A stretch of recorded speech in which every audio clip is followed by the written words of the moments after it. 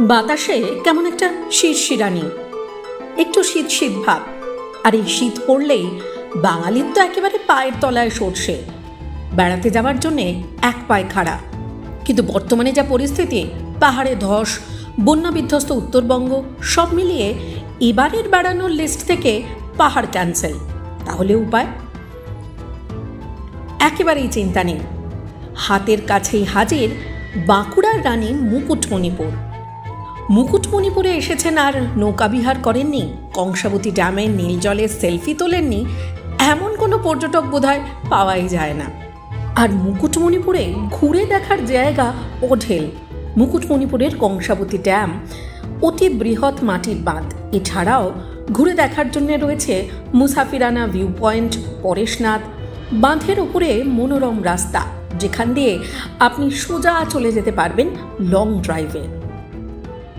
আর তার সঙ্গে নৌকা বিহার করতে করতে লাঞ্চ তো করতেই পারেন।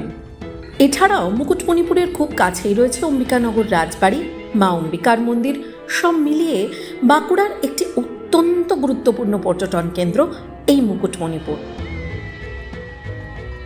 প্যাকেজ আমাদের এখান থেকে মুকুটমণিপুর থেকে ডিয়ার পার্ক, সোনার বাংলা পার্ক আছে, দুই নদীর মিলনস্থল, পরেশনাথ মন্দির, কালী মন্দির আছে। এই প্যাকেজটা ঘুরতে গেলে 2.5 ঘন্টা সময় লাগবে। এই বোটে করে ঘুরতে গেলে দুটো জায়গায় বোট দাঁড়ায়, একবার পরেশনাথ মন্দিরে, এবার ডিয়ার পার্কে।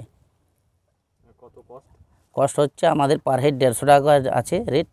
17 জন করে আমাদের মানে বোটে ক্যারি করা অথরিটি আছে। আর কিছু কিছু টুরিস্ট আছেন যারা চান যে একান্তে বোটটা নিয়ে যাবেন, একটু সময় কাটাবেন, যারা হ্যাঁ, তাদের জন্য ব্যবস্থা আছে। তাদের জন্য এই যে 5 জন, মিনিমাম 5 জন হলে একটা বোট রিজার্ভ করতে হবে, তাতে 1,500 টাকা ভাড়া আছে। আবার যদি 5 জন বলে আমাদেরকে 1 ঘন্টা আমরা ঘুরবো জলের মধ্যে, কোথাও নামবো না, ওটার একটা আছে 1200 টাকা প্যাকেজ আছে 5 জন। আচ্ছা। আর এই নৌকো বিহারে বেরিয়ে যদি কেউ চায় যে এখানে একটু লাঞ্চ করবেন বা ডিনার করবেন, সেই ব্যবস্থা? সব ব্যবস্থা আছে। ওই জলের মধ্যেই, নৌকোর মধ্যেই লাঞ্চ হবে। হ্যাঁ, সেগুলো আমরাই ব্যবস্থা। তাহলে আর দেরি কেন?